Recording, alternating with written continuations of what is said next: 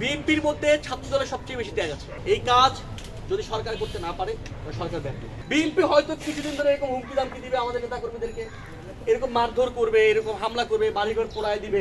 আমরা হাতিয়াতে দেখলাম, হাতিয়াতে হান্নান মাসুদের যারা কর্মী আছে তাদের বাড়িতে আগুন দিয়ে দেওয়া হচ্ছে।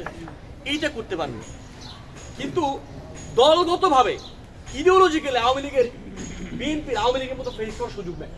হয়তো বিএনপি এটাও পারবে না। বিএনপি যেটা করবে, বিএনপি যদি এই পথেই আগাইতে থাকে তারা খুব দ্রুত জনরোষের সম্মুখীন হবে, বাংলাদেশের মানুষের সম্মুখীন হবে। আমরা বলতে চাই যে আপনারা আওয়ামী লীগ হইতে চাইলে হন, যদ্দূর পারেন হন, পথ আগাইতে থাকেন। ঠিক পথের মাঝখানে আসলে ছাত্র শক্তির সঙ্গে আপনাদের দেখা হবে। ছাত্র শক্তির সঙ্গে দেখা হওয়ার মানে হচ্ছে আপনারা এই পথে চলতে পারবেন, আপনাদের পতন হবে। ফলত আমরা চাই আপনারা ক্ষমতায় এসছেন, দেশ চালান, শান্তি এবং শৃঙ্খলা চালান। জুলাই গণঅভ্যুত্থানের প্রতি কমিটেড থাকেন, জুলাই গণঅভ্যুত্থানের বাইরে যায় না। আমি আমার ছাত্র দলের যে সকল ভাইয়েরা আছেন, বন্ধুরা আছেন, যাদের সঙ্গে আমরা গত 17 বছর ফ্রিজমের সময় সর্বশেষ জুলাই গণঅভ্যুত্থানে একসঙ্গে থেকে ফাইট করেছি আওয়ামী লীগ, আপনাদেরকে বলবো যে আমরা মনে করি এই দেশের জন্য আপনারা যথেষ্ট রক্ত ঝরিয়েছেন।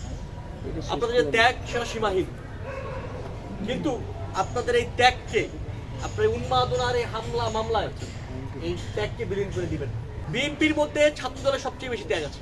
আপনারা বরং বিএনপিতে এই আলাপ তুলুন যে তরুণ নেতৃত্বকে মূল্যায়ন করতে হবে, তরুণ নেতাদেরকে জায়গা দিতে হবে।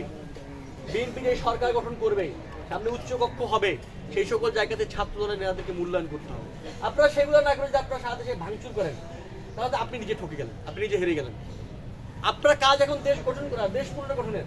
আপনারা জুলাই মাসে রক্ত দিয়েছেন, ওয়াসিম শহীদ হয়েছেন, আপনাদের আহমেদ আকরমের শহীদ হয়েছেন, তারও আপনারা গুমখুনের সম্মুখীন হয়েছেন। আপনি এখন দেশ পুনর্গঠন না করে দেশের মানুষের উপরে হামলা মামলা করবেন, এটা তো গত 17 বছর আপনারা বলেন না। আপনাদের কাজ এখন দেশ পুনর্গঠনের সঙ্গে অংশীদারিত্ব, আপনারা বরং সেটা করুন।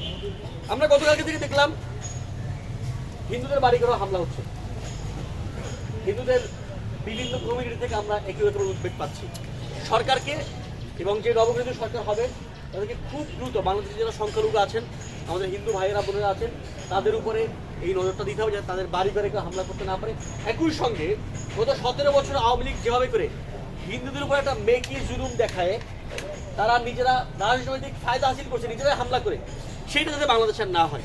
বাংলাদেশের হিন্দু হোক, বাংলাদেশের মুসলিম হোক, বৌদ্ধ হোক, খ্রিস্টান হোক, বাঙালি হোক, চাকমা হোক, হোয়াট এভার, তাদের প্রত্যেককে বাংলাদেশে নিরাপদ থাকবে, তাদের প্রত্যেককে বাংলাদেশে নিরাপদ থাকতে হবে। এই কাজ যদি সরকার করতে না পারে তাহলে সরকার ব্যর্থ।